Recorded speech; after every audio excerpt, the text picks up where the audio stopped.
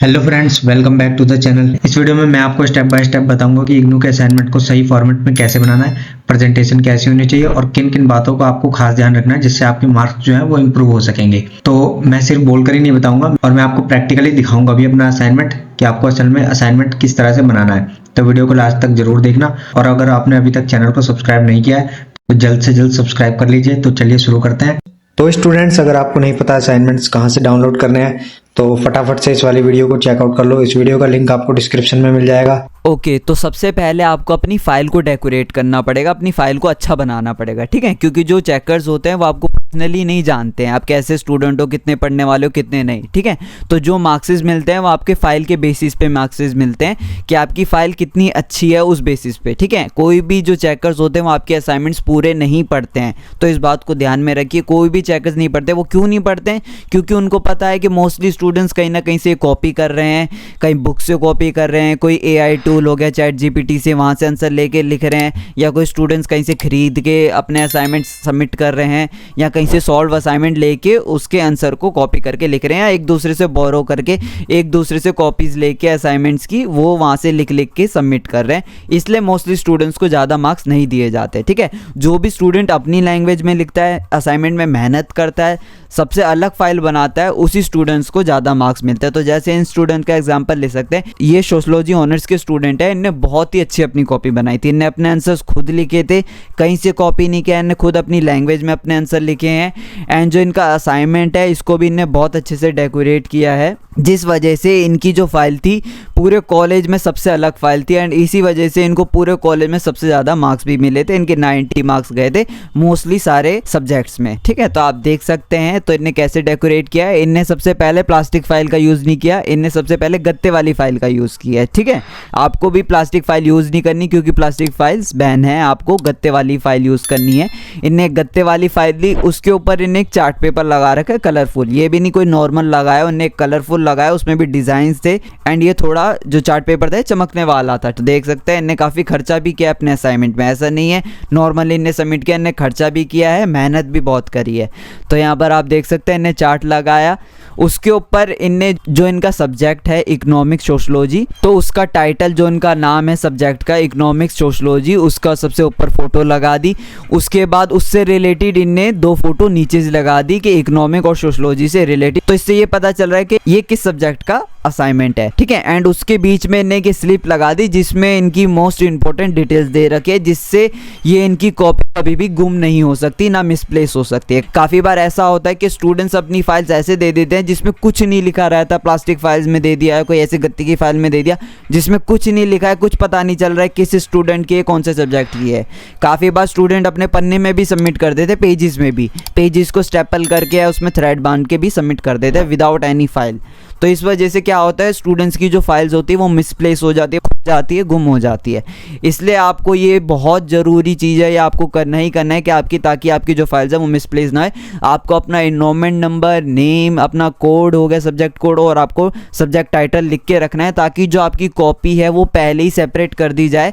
देखिए, जब जो कॉपीज़ होती है ना, जो आपकी असाइनमेंट्स की कॉपीज़ होती है वो जाती है तो वो सेपरेट की जाती है बेसिस ऑन सब्जेक्ट, कि ये सब्जेक्ट है तो इस सब्जेक्ट की कॉपी उधर जाएगी, वो सब्जेक्ट है तो उस सब्जेक्ट की कॉपी उधर जाएगी, ठीक है। तो कई बार ऐसा होता है कि जो कॉपीज़ होती है वो गिर जाती है, कभी दूसरे फोल्डर में चले जाती है, कभी दूसरे फाइल्स के साथ चले जाती है, वहाँ गिर जाती है। तो इस वजह से जो कॉपीज़ होती है वो मिसप्लेस हो जाती है। वहाँ पर अगर आपने सब्जेक्ट कोड लिखा हुआ हो, सब्जेक्ट टाइटल लिखा हुआ हो, तो अगर मान लो बाई चांस आपकी कॉपी कहीं गिर भी गई, कहीं और चले भी गई, तो वहीं से जो भी उठा रहे होंगे चेकर्स आपकी कॉपी, तो उनको खुद ही पता चल जाएगा, अरे तो गलत फाइल आ रखी है, ये सब्जेक्ट की फाइल यहाँ पे नहीं है, सब्जेक्ट की फाइल वहाँ पे, तो वो वहाँ भेज देंगे। इस वजह से मिसप्लेस कभी नहीं होगी आपकी फाइल, ठीक है। मोस्टली केसेस में यही होता है, स्टूडेंट्स के मार्क्स अपलोड इसलिए नहीं होते क्योंकि जो उनकी कॉपीज़ होती है वो मिसप्लेस हो जाती है, वो खो जाती है, तो उनको दोबारा सबमिट करना पड़ता है। इसलिए इस बात का ध्यान रखिए कि ऐसी फाइल ज़रूर बनाएं। अगर आपको अच्छे मार्क्स चाहिए, आपको भी 90-100 मार्क्स चाहिए, तो आपको अपनी फ़ाइल बहुत मेहनत लगा के, मन लगा के बनानी पड़ेगी, तो ही आपको ज़्यादा मार्क्स मिल सकते हैं। तो आप देख सकते हैं इनने अपनी और भी जो फाइल्स थी वो ऐसी ही बनाई थी, उनमें भी इनने यही फॉर्मेट यूज़ किया था। उसके बाद हमने फाइल को डेकोरेट कर दिया बाहर से, अब अंदर की बारी आ गई कि अंदर से कैसे डेकोरेट करना है। सो सबसे पहले पेज आपका फ्रंट पेज आता है। तो फ्रंट पेज बहुत टाइप के होते हैं, आप इसको खुद अपने हैंड से भी बना सकते हो, हाथों से भी बना सकते हो, या आप कहीं से डाउनलोड भी कर सकते हो। एक बार हम आपको दिखा देते हैं। एक ये आप देख सकते हैं, ये आपका एक डिज़ाइनर वाला फ्रंट पेज है। आप इस तरह के भी फ्रंट पेज लगा सकते हैं। ऐसे लगाएंगे आप फ्रंट पेज तो थोड़ा यूनिक हो जाएगा, आपका थोड़ा असाइनमेंट अलग हो जाएगा। बाकी नॉर्मल भी होते हैं जो मोस्टली स्टूडेंट यूज़ करते हैं, वो हमने इस वीडियो में लिए ही नहीं है।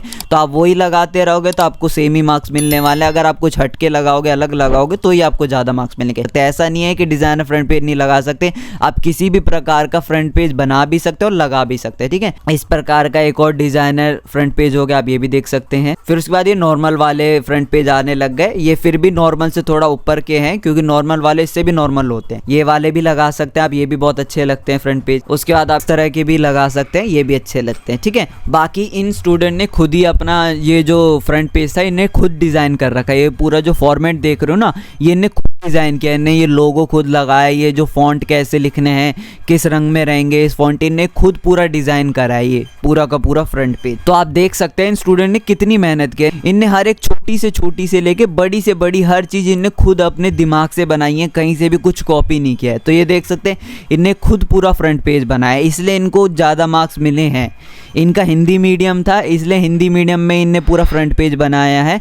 तो यहाँ पर आप देख सकते हैं इनने अपना इनरोलमेंट नंबर लिखा है सबसे ऊपर, फिर उसके बाद नाम लिखा है, फिर पता लिखा है, फिर उसके बाद इनने कोर्स कोड लिखा है, यहाँ पर आप देख सकते हैं। फिर उसके नीचे कोर्स कोड का टाइटल क्या है वो लिखा है, सब्जेक्ट नेम क्या है वो लिखा है। उसके बाद इनने असाइनमेंट कोड लिखा है, यहाँ पर आप देख सकते हैं। उसके बाद इनने अध्ययन केंद्र यानी कि स्टडी सेंटर लिखा है कि कौन सा इनका स्टडी सेंटर है। उसके बाद इनने डेट लिखा है, मोबाइल नंबर लिखा है, ईमेल लिखा है। यही सारी चीज़ें आपकी होनी चाहिए फ्रंट पेज में, यही इंपॉर्टेंट चीज़ है जो इनने सारी की सारी इस अपने फ्रंट पेज में बना के लिख दी थी, ठीक है। जो जो इंपॉर्टेंट चीज़ें थी इन्हें वो लिखी, बाकी जो एक्स्ट्रा चीज़ें होती है वो सब कुछ नहीं लिखा इन्हें, सिर्फ वही सारी चीज़ें लिखी जो इनकी इंपॉर्टेंट थी। तो चाहे तो आप खुद भी बना सकते हो, आप भी चाहे तो आप भी खुद बना सकते हो, अपना खुद डिज़ाइन कर सकते हो फ्रंट पेज, क्योंकि सेम चीज़ें करोगे तो कभी भी आपकी कॉपी हाईलाइट नहीं होगी, कभी भी आपकी कॉपी चेकर को इंप्रेस नहीं कर पाएगी, क्योंकि उनको लगेगा नहीं कि हाँ स्टूडेंट ने बहुत अच्छी असाइनमेंट बनाया। जो चेकर थे जिनके पास ये कॉपी गई थी तो वो पहले ही चौंक गए कि हाँ ये अचानक से एक ऐसी कॉपी आई उनके पास, उनने अपने पूरे करियर टाइम में ऐसी कॉपी देखी ही नहीं थी। उनको 5-6 साल हो गए थे इग्नू से जुड़े हुए, तो उन्हें पूरे 5-6 साल में, वो बता रहे थे अपना एक्सपीरियंस, उन्हें बताया था कि उनको पूरे 5-6 साल में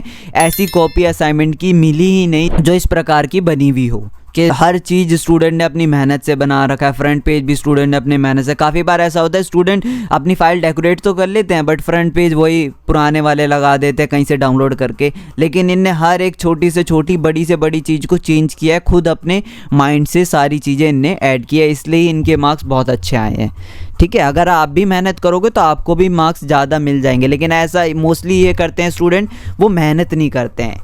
आप देखोगे इग्नू में 99% स्टूडेंट ऐसे हैं जो मेहनत ही नहीं करते हैं बिल्कुल, वो नॉर्मली अपने असाइनमेंट सबमिट कर देते हैं बिना कोई डेकोरेशन, बिना कुछ अच्छे से बनाए हुए।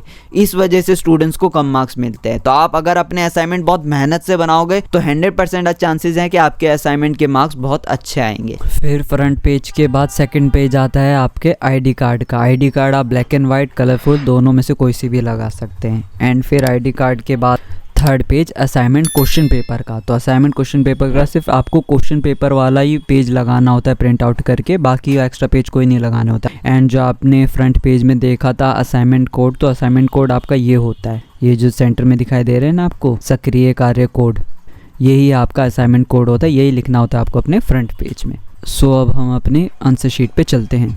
ओके, सो इसके बाद आता है आंसर शीट। तो आंसर शीट देख सकते हैं आप, ये किस प्रकार की बनाई गई है। तो इन्हें बहुत ही मेहनत करी है अपने असाइनमेंट में, आप खुद ही देख सकते हैं। तो ये आप देख सकते हैं इन्हें कैसा दिमाग लगा रखा है। एक ये जो ऊपर बना रखी है ड्राइंग, इन्हें बीच में फिश टाइप का है, आगे से ह्यूमन है, पीछे से डॉग टाइप का है।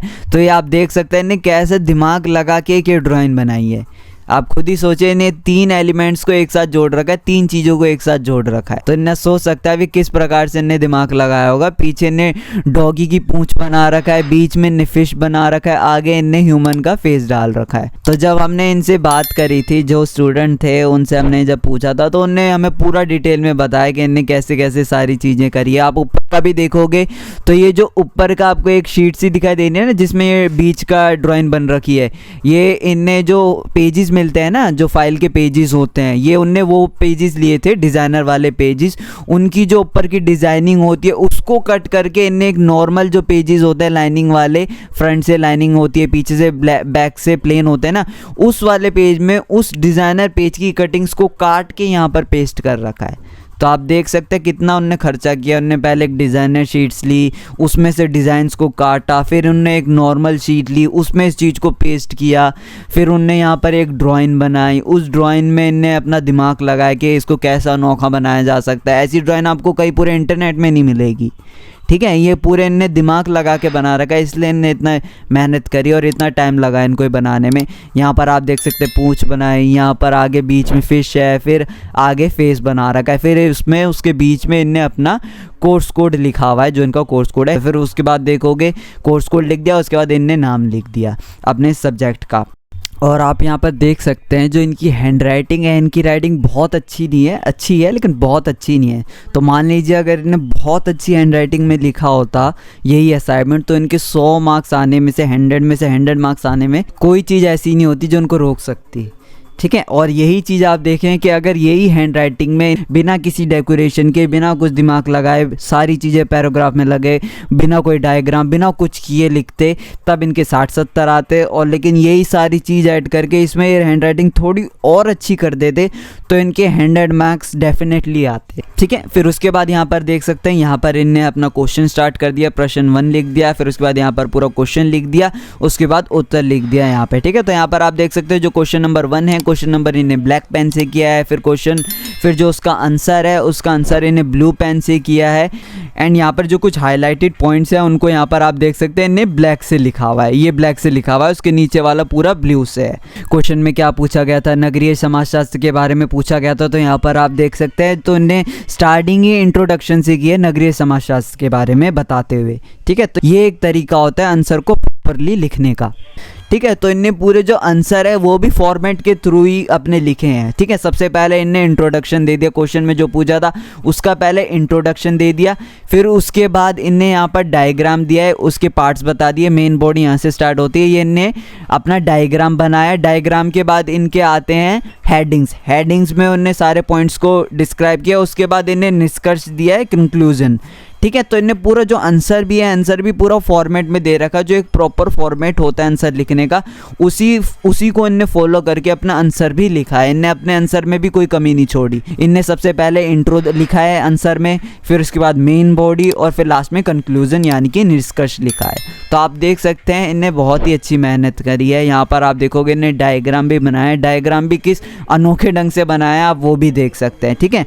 और इनने अपने पॉइंट्स को हाईलाइट भी किया था, अंडरलाइन भी किया था इनने। एंड जैसे ही कोई आंसर खत्म हो जाता था तो ये दूसरे पेज से स्टार्ट करते थे अपना न्यू आंसर, ठीक है। कभी भी ये सेम पेज के नीचे ही दूसरा क्वेश्चन स्टार्ट नहीं कर देते थे, जैसे ही जो क्वेश्चन खत्म होता था फिर उसके बाद नेक्स्ट पेज पे जाते थे। एंड इनने ऐसा भी नहीं है कि सिर्फ 2 पेज के आंसर लिखे, इनने लिखे भी 5-5, 4-4 पेजेस के आंसर हैं। जैसे ये 20 नंबर का क्वेश्चन था तो इसमें इनने 5 पेजेस लिख दिए, वहीं अगर कोई 10 नंबर का क्वेश्चन होता था तो वहाँ पर ये 3-4 पेजेस लिख देते थे, वहीं अगर 5 नंबर का क्वेश्चन है तो वहाँ पर 2 या 1 पेजेस लिख देते थे, ठीक है। आपको भी ऐसे ही लिखना है, जितने नंबर का क्वेश्चन है उसी हिसाब से आपको पेजेस लिखने हैं। ऐसा भी नहीं कि आपको अच्छे मार्क्स लाने के लिए, ज़्यादा मार्क्स लाने के लिए नहीं कि आप 10 पेजेस लिख रहे हो 20 नंबर के क्वेश्चन में, या 1 या 5 नंबर का क्वेश्चन है तो उसमें 5 पेजेस लिख रहे हो, ऐसा नहीं, आपको लिमिट से लिखना होता है। और इनने एकदम अच्छा लिमिट को फॉलो किया है, ठीक है। एंड इसी पे हमने एक वीडियो बना रखी है कि कितने नंबर के क्वेश्चन के लिए कितने पेजेस लिखने होते हैं, कितनी वर्ड लिमिट होती है, तो आप उस वीडियो को देख लीजिएगा,